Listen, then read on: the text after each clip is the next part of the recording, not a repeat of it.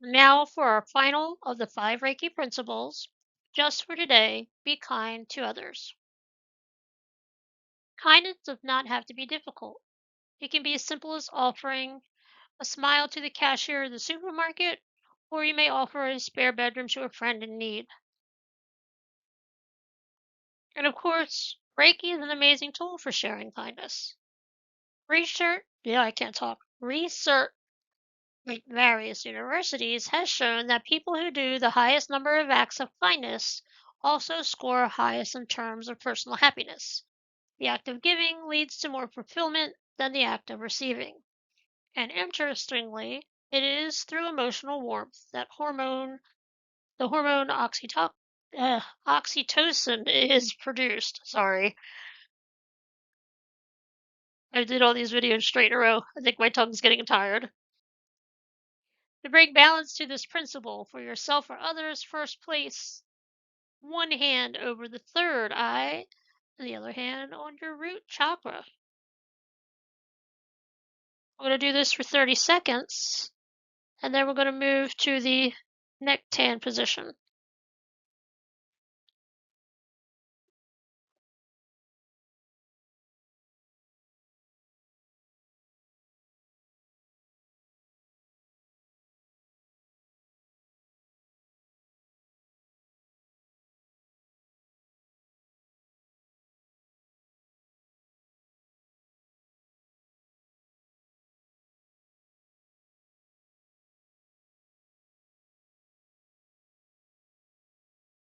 And now we're going to move the hand from our third eye to our throat chakra, and from the root chakra to our heart chakra.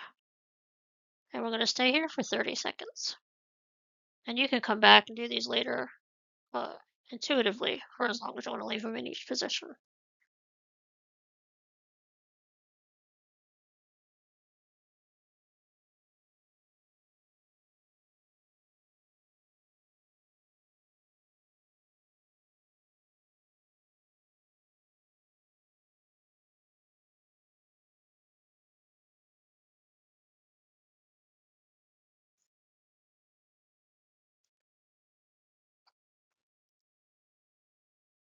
It is important to remember that the Reiki principles are only guides for a happier and more fulfilling life.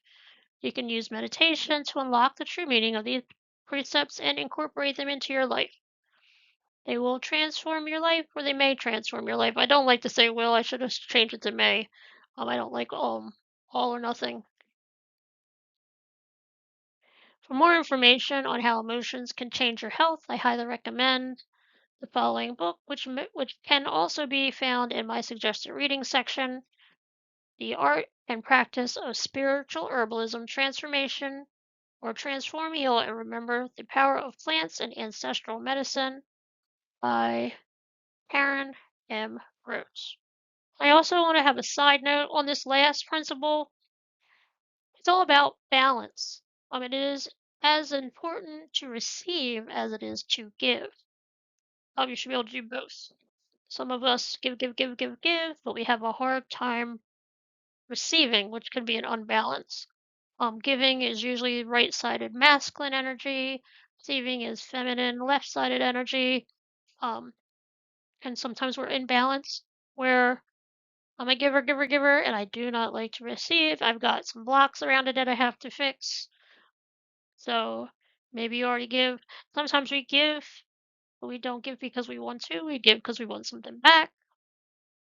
Sometimes we give because we feel like we have to, we're obligated to, and those are not the same as giving for kindness and getting that sense. You won't get that sense of gratitude, you may get resentment.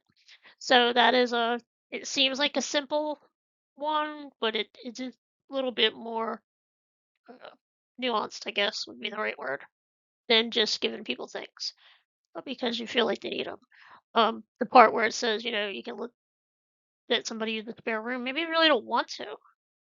You don't have to if you don't want to.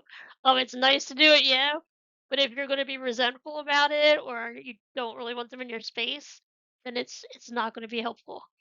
Um, that's the way it is. So Don't feel bad if that's not the level. That's why they said it can be just as simple as smiling to the cashier.